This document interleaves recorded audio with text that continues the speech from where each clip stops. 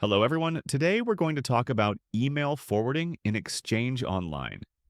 As you may know, there is an option in the mailbox settings called email forwarding, but this option only allows you to forward emails to a single mailbox. If you need to forward emails to multiple recipients, this becomes a limitation.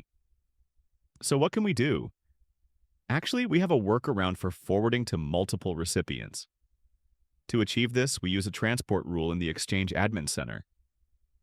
Navigate to Mailflow, then Rules, and create a new transport rule. Let's see how to do this. Create a new rule and name it Email Forwarding. Here, we use the recipient condition. This means when an email arrives in your Microsoft 365 tenant, the system checks the email, and if the recipient matches the criteria we specify, our rule takes effect. Then we decide what will happen under the Do the Following section. I want to mention a common mistake here. Many administrators use the Redirect the Message to option to forward emails. However, this feature works differently than expected. When you use the redirect option, the email is delivered only to the specified addresses and not to the original recipient. That's why we use the Add Recipients action instead.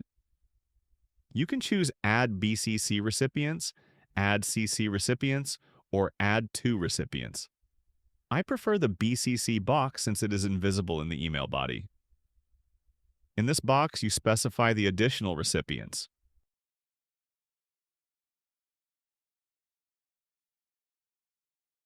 We don't need any exceptions here, so click Next. No time range or other conditions are required, so continue with Next and then finish the rule.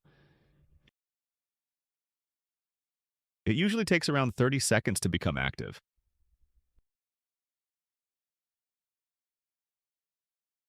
Here we can see our new email forwarding rule. Don't forget to enable it, otherwise the rule will not take effect. That's it. Everything is ready. Thanks for watching.